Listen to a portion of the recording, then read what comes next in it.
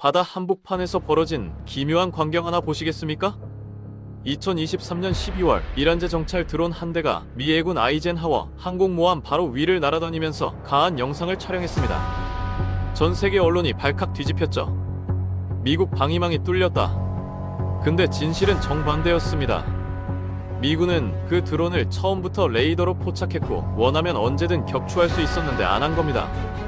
왜 국제법상 공해 상공이었으니까. 하지만 만약 그게 대한 미사일이었다면 이야기가 달라집니다.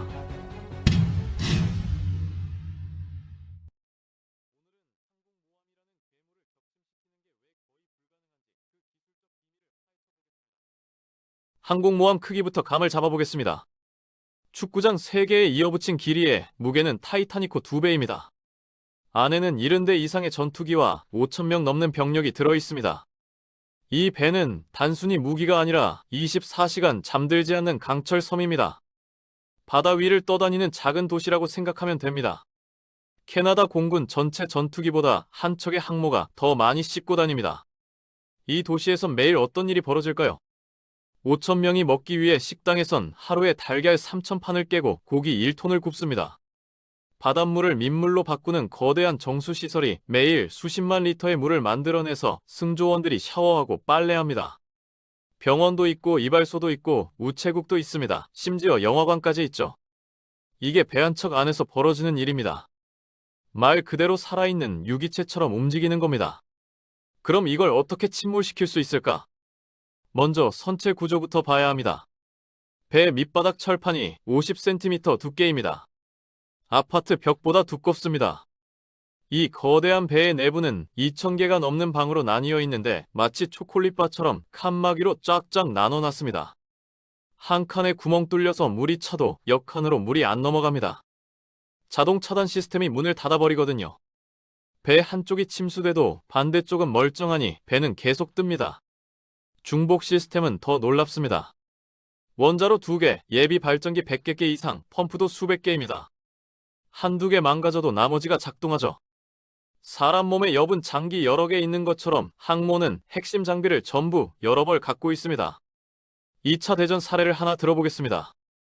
1942년 요크타운 항모가 사노해 해전에서 일본군 폭격받아 갑판에 구멍 뚫렸습니다. 보통이면 침몰인데 72시간 응급수리로 미드웨이 해전에 재출격했습니다. 나중에 잠수함 어뢰 맞고 침몰하긴 했지만 항모 생존력을 보여주는 증거죠. 2005년 미 해군이 직접 실험했습니다. 은퇴한 USS 아메리카호에 수백 발 포탄 쏘고 25,000kg 폭약 터뜨리고 2주간 불태웠습니다. 4주 뒤에도 배는 떠 있었습니다. 결국 포기하고 수중에 직접 폭약 설치해서 가라앉혔죠. 미 해군 보고서엔 이렇게 적혀 있습니다. 항공모함은 가라앉는 게 아니라 항복할 때까지 싸운다. 그럼 이 배가 어떻게 전투기를 띄울까요? 30톤짜리 강철 덩어리인 전투기를 하늘로 띄우는 건 거대한 새총으로 바위 덩어리를 쏘는 것과 같습니다. 가판한 길이가 짧아서 보통처럼 활주하면 바다로 추락합니다. 그래서 사출 장치를 씁니다.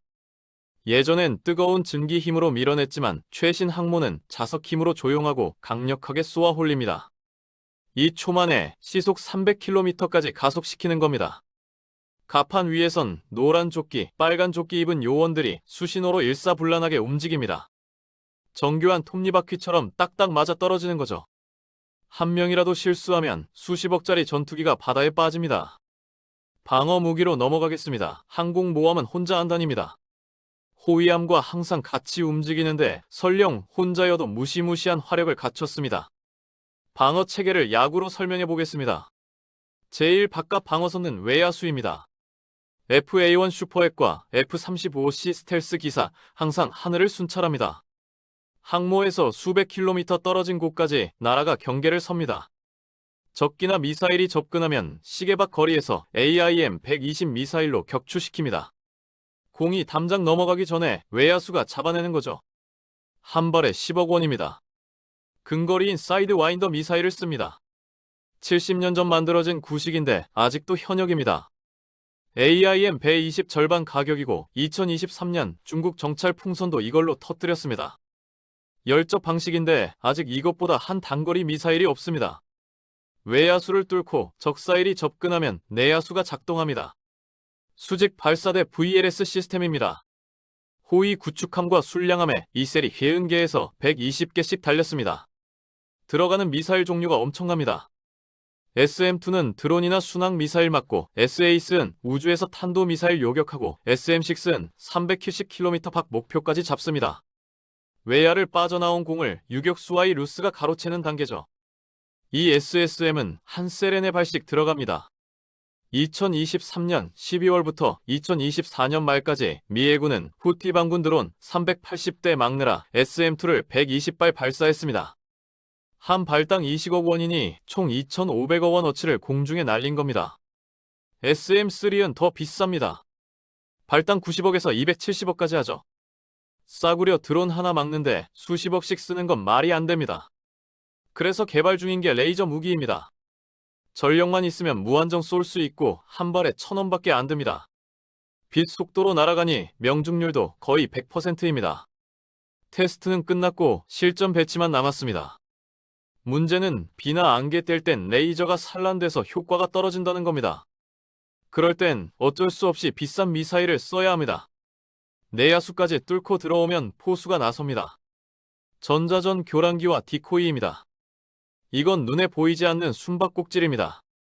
적이 미사일 쏘면 항모는 자신의 위치를 속이는 가짜 신호를 보냅니다.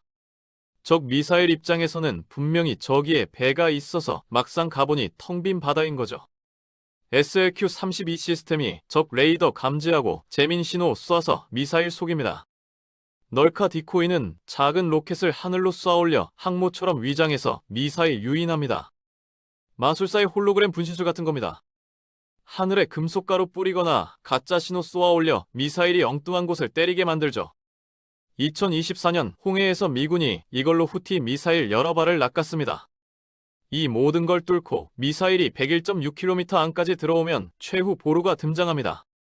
CWS입니다. 클로즈인 웨폰 시스템 근접 방어 무기 체계입니다. 팔랑크스라고도 부르는데 20mm 기관포가 초당 75발을 쏩니다. 모든 수비 뚫고 홈플레이트까지 들어온 공을 마지막 순간에 쳐내는 포수 역할이죠.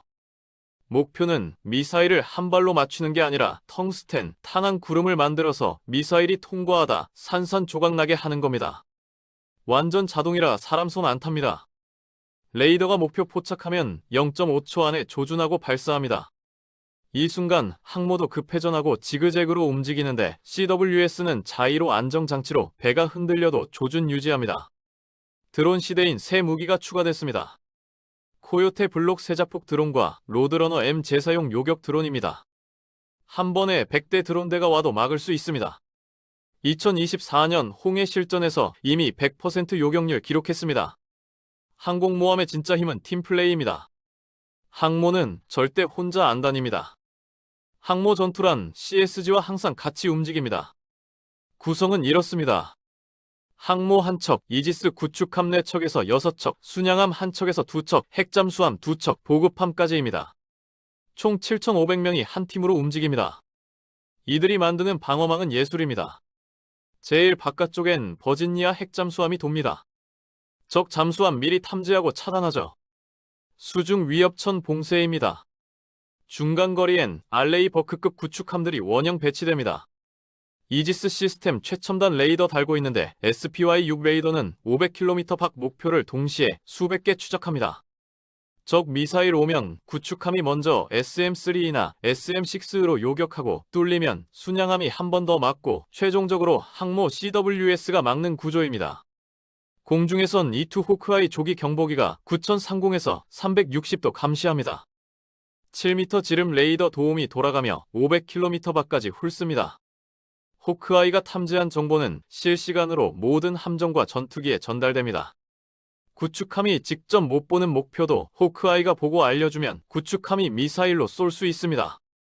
하나의 거대한 전투 두뇌처럼 작동하는 겁니다.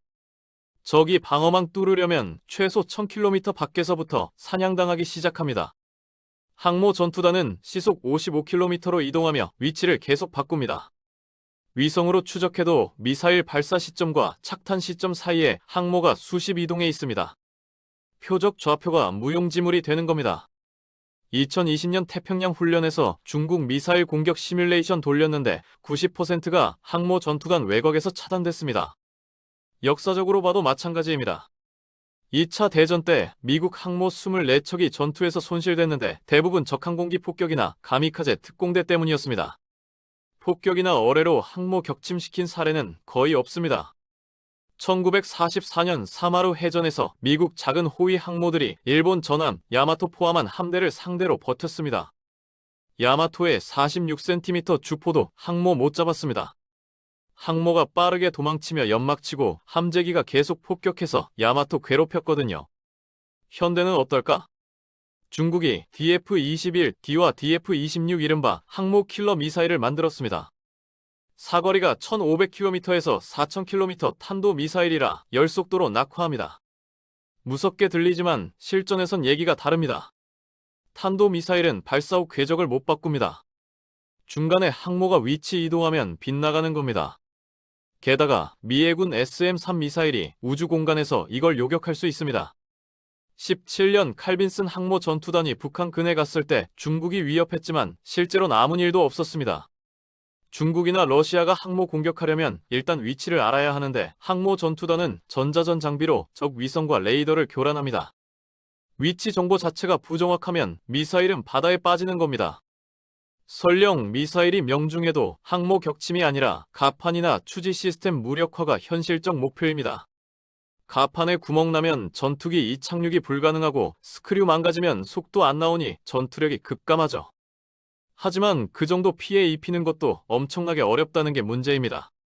미 해군 자체 평가에서도 항모 격치엔 최소 수십 발 대형 미사일이 거의 동시에 명중해야 한다고 봅니다. 근데 그 미사일들이 발사되는 순간부터 항모 전투단 전체가 대응 태세에 들어갑니다. 첫 번째 파도 맞고 두 번째 파도 맞고 그러다 보면 적의 미사일 재고가 먼저 바닥나는 겁니다. 비용 측면에서도 말이 안 됩니다. 중국이 DF-21 뒤 한 발 쏘는데 100억 원 듭니다. 항모 하나 격침시키려면 최소 20발은 필요하다고 치면 2천억 원입니다. 항모 전투단이 그걸 요격하는 비용은 더 들죠. SM-3리우로 막으면 발당 200억 원 정도니까요. 문제는 미국은 비용을 감당할 수 있지만 적국은 미사일 재고가 한정돼 있다는 겁니다. 미 해군의 잠수함 전력도 무시 못합니다. 2004년 스웨덴 고틀란드 잠수함이 미 항모 전투단 훈련에 참가했습니다. 디젤 잠수함인데도 방어망 뚫고 USS 로널드 레이건 항모 바로 밑까지 접근해서 사진 찍었습니다. 실전이었다면 어로 격침시킬 수 있었던 거죠. 이 사건 이후 미군은 대전 훈련을 대폭 강화했습니다. 현재 항모 전투단엔 반드시 핵잠수함이 2척 이상 배치됩니다. 이들은 항모에서 수십 떨어진 곳에서 수중을 계속 순찰합니다. 구축함 선체 아래 달린 SQS-53 손원은 저주파로 적수함 탐지하는데 수동 모드로 소음 듣거나 능동 모드로 신호 쏴서 반향 감지합니다. 예인 소나도 있어서 물속에 케이블 늘어뜨려 더 넓은 범위 탐지합니다. 적 잠수함 발견하면 MK-54 어뢰를 발사합니다. 사거리는 10km 정도밖에 안 되지만 VLS셀에서 로켓으로 쌓아올린 다음 낙하산으로 바다에 투하하는 방식도 있습니다. 이러면 멀리 있는 잠수함도 공격 가능합니다. 헬리콥터도 이 어뢰 싣고 다니며 대잠작전 수행합니다. 결론은 이겁니다. 항공모함은 구조적으로 침몰이 거의 불가능하고 설령 공격해도 다층 방어망 뚫기가 극도로 어렵습니다. 전투기가 먼저 맞고 구축함 미사일이 맞고 전자전으로 속이고 최후엔 CIWS가 막습니다. 게다가 항모는 계속 움직이며 위치를 바꾸니 표적 지정 자체가 어렵습니다. 이 모든 걸 뚫고 미사일 몇 발 명중시켜도 2000개의 구획으로 나눠진 선체는 쉽게 안 가라앉습니다. 그래서 2차 대전 이후 미국 슈캐리어는 실전에서 단 한 척도 격침된 적이 없는 겁니다. 항공모함은 말 그대로 바다의 요새입니다.